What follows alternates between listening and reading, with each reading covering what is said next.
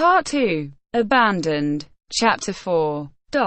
It was 6 o'clock in the morning when the settlers, after a hasty breakfast, set out to reach by the shortest way the western coast of their island. And how long would it take to do this? Cyrus Harding had said 2 hours. But of course that depended on the nature of the obstacles they might meet with, as it was probable that they would have to cut a path through the grass, shrubs, and creepers.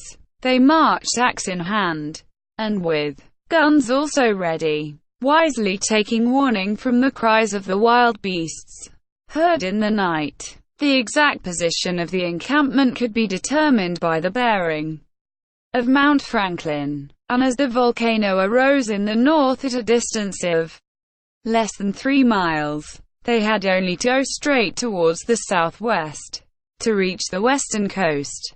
They set out, having first carefully secured the canoe. Pencroft and Neb carried sufficient provision for the little band for at least 2 days. It would not thus be necessary to hunt.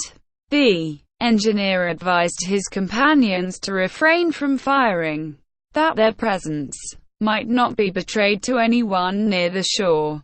The first hatchet blows were given among the brushwood in the midst of some mastic trees, a little above the cascade, and his compass in his hand. Cyrus Harding led the way. The forest here was composed for the most part of trees which had already been met with near the lake and on Prospect Heights.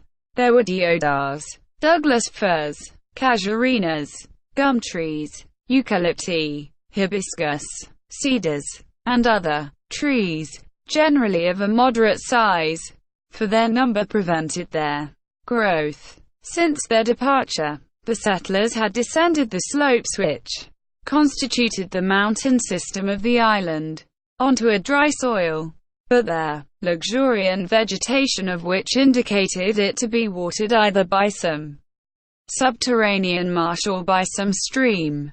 However, Cyrus Harding did not remember having seen, at the time of his excursion to the crater, any other watercourses but the Red Creek and the Mercy. During the first part of their excursion, they saw numerous troops of monkeys who exhibited great astonishment at the sight of men whose appearance was so new to them. Gideon Spilett jokingly asked whether these active and merry quadrupeds did not consider him and his companions as degenerate brothers, and certainly pedestrians, hindered at each step by bushes, caught by creepers, barred by trunks of trees, did not shine beside those supple animals, who, bounding from branch to branch, were hindered by nothing on their course. The monkeys were numerous, but happily they did not manifest any hostile disposition. Several pigs, agoutis, kangaroos, and other rodents were seen. Also 2 or 3 koalas, at which Pencroft longed to have a shot. But, said he, you may jump and play just now. We shall have 1 or 2 words to say to you on our way back. At 9:30 the way was suddenly found to be barred by an unknown stream, from 30 to 40 feet broad, whose rapid current dashed foaming over the numerous rocks which interrupted its course. This creek was deep and clear, but it was absolutely unnavigable. "We're cut off," cried Neb. "No," replied Herbert, "it is only a stream, and we can easily swim over." "What would be the use of that?" returned Harding. "This creek evidently runs to the sea. Let us remain on this side and follow the bank, and I shall be much astonished if it does not lead us very quickly to the coast." "Forward 1 minute," said the reporter. "The name of this creek, my friends. Do not let us leave our geography incomplete." "All right," said Pencroft. "Name it." "My boy," said the engineer, addressing the lad, "will it not be better to wait until we have explored it to its mouth?" Answered Herbert. "Very well," replied Cyrus Harding. "Let us follow it as fast as we can, without stopping." "Still another minute," said Pencroft. "What's the matter?" asked the reporter. "Though hunting is forbidden, fishing is allowed, I suppose," said the sailor. "We have no time to lose," replied the engineer. "Oh, 5 minutes," replied Pencroft. "I only ask for 5 minutes to use, in the interest of our breakfast." And Pencroft, lying down on the bank, plunged his arm into the water, and soon pulled up several dozen of fine crayfish from among the stones. "These will be good," cried Neb, going to the sailor's aid. "As I said, there is everything in this island, except tobacco," muttered Pencroft with a sigh. The fishing did not take 5 minutes, for the crayfish were swarming in the creek. A bag was filled with the crustacea, whose shells were of a cobalt blue. The settlers then pushed on. They advanced more rapidly and easily along the bank of the river than in the forest. From time to time they came upon the traces of animals of a large size who had come to quench their thirst at the stream, but none were actually seen, and it was evidently not in this part of the forest that their peccary had received the bullet which had cost Pencroft a grinder. In the meanwhile, considering the rapid current, Harding was led to suppose that he and his companions were much farther from the western coast than they had at first supposed. In fact, at this hour, the rising tide would have turned back the current of the creek, if its mouth had only been a few miles distant. Now, this effect was not produced, and the water pursued its natural course. The engineer was much astonished at this, and frequently consulted his compass, to assure himself that some turn of their river was not leading them again into the far west. However, the creek gradually widened and its waters became less tumultuous. The trees on the right bank were as close together as on their left bank, and it was impossible to distinguish anything beyond them. But these masses of wood were evidently uninhabited, for Top did not bark, and the intelligent animal would not have failed to signal the presence of any stranger in the neighborhood. At 10:30, to the great surprise of Cyrus Harding, Herbert, who was a little in front, suddenly stopped and exclaimed, "The sea!" In a few minutes more, the whole western shore of the island lay extended before the eyes of the settlers. But what a contrast between this and the eastern coast, upon which chance had first thrown them! No granite cliff, no rocks, not even a sandy beach. The forest reached the shore, and the tall trees bending over the water were beaten by the waves. It was not such a shore as is usually formed by nature, either by extending a vast carpet of sand, or by grouping masses of rock, but a beautiful border consisting of the most splendid trees. The bank was raised a little above the level of the sea, and on this luxuriant soil, supported by a granite base, the fine forest trees seemed to be as firmly planted as in the interior of the island. The colonists were then on the shore of an unimportant little harbor, which would scarcely have contained even 2 or 3 fishing boats. It served as a neck to the new creek, of which the curious thing was that its waters, instead of joining the sea by a gentle slope, fell from a height of more than 40 feet, which explained why the rising tide was not felt up the stream. In fact, the tides of the Pacific, even at their maximum elevation, could never reach the level of the river, and, doubtless, millions of years would pass before the water would have worn away their granite and hollowed a practicable mouth. It was settled that the name of Falls River should be given to this stream. Beyond, towards the north, the forest border was prolonged for a space of nearly 2 miles. Then the trees became scarcer. And beyond that, again the picturesque heights described a nearly straight line, which ran north and south. On the contrary, all the part of the shore between Falls River and Reptile End was a mass of wood. Magnificent trees, some straight, others bent, so that the long sea swell bathed their roots. Now, it was this coast, that is, all the Serpentine Peninsula, that was to be explored. For this part of the shore offered a refuge to castaways, which the other, wild and barren side must have refused. The weather was fine and clear, and from a height of a hillock on which Neb and Pencroft had arranged breakfast, a wide view was obtained. There was, however, not a sail in sight. Nothing could be seen along the shore as far as the eye could reach.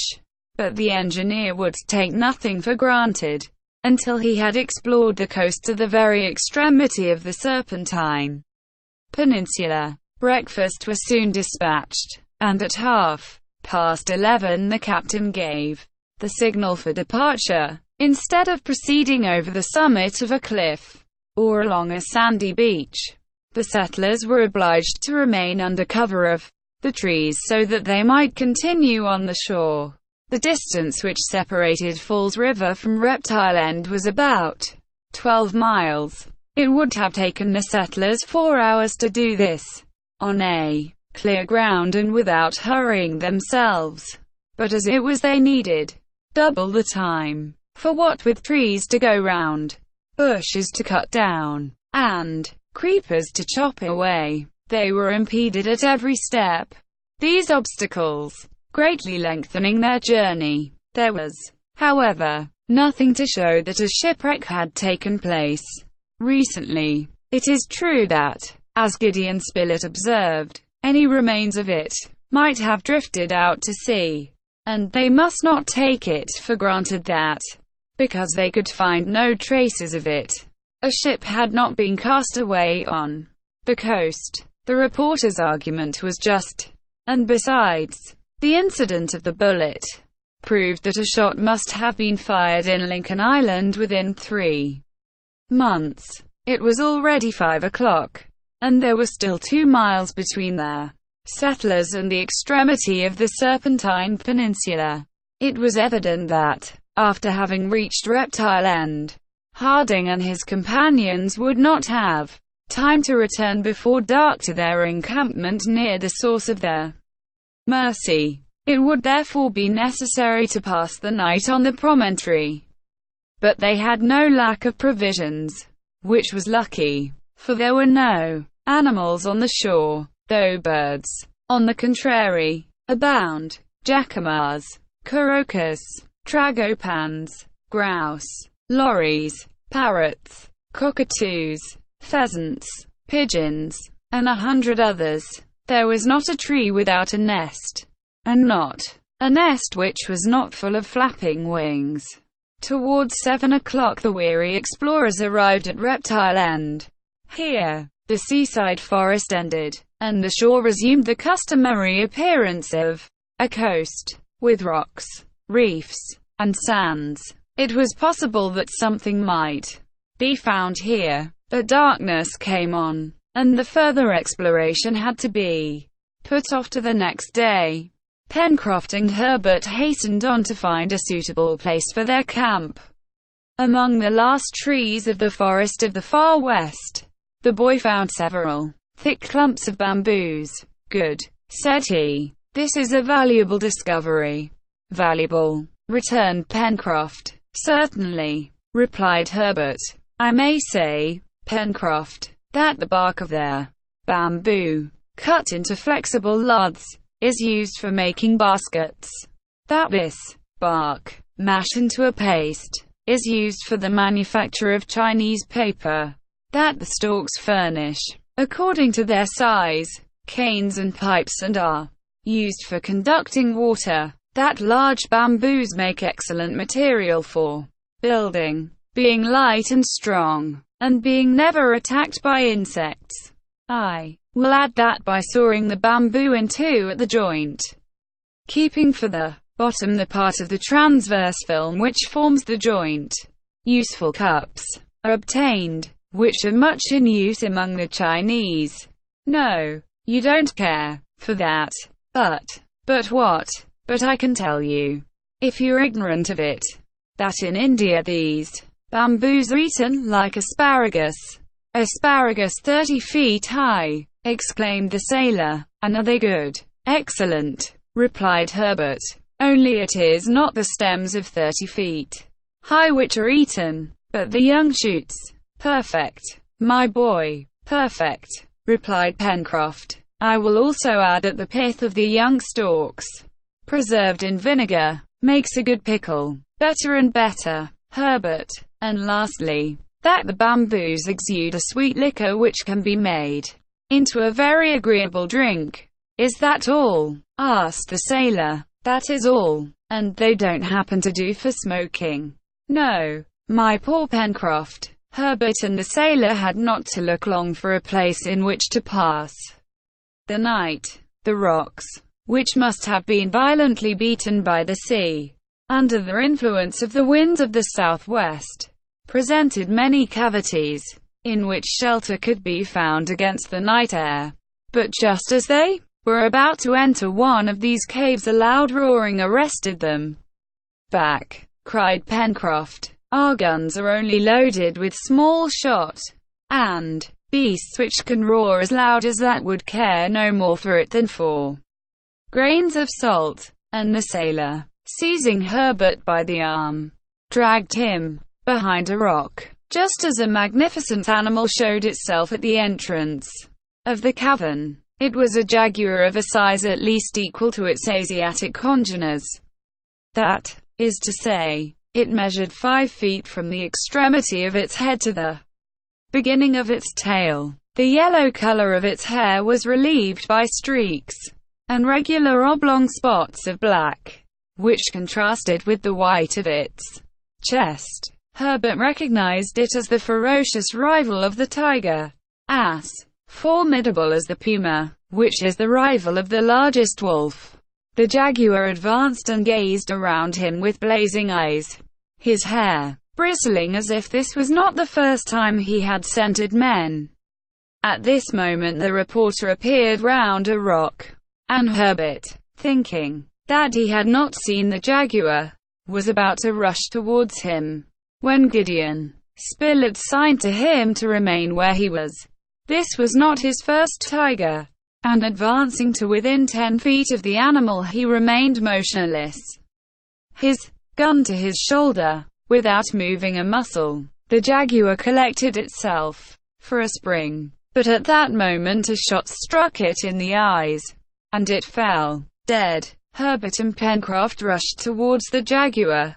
Neb and Harding also ran up, and they remained for some instants contemplating the animal as it lay stretched on the ground, thinking that its magnificent skin would be a great ornament to the hall at Granite House. "Oh, Mr. Spilett, how I admire and envy you!"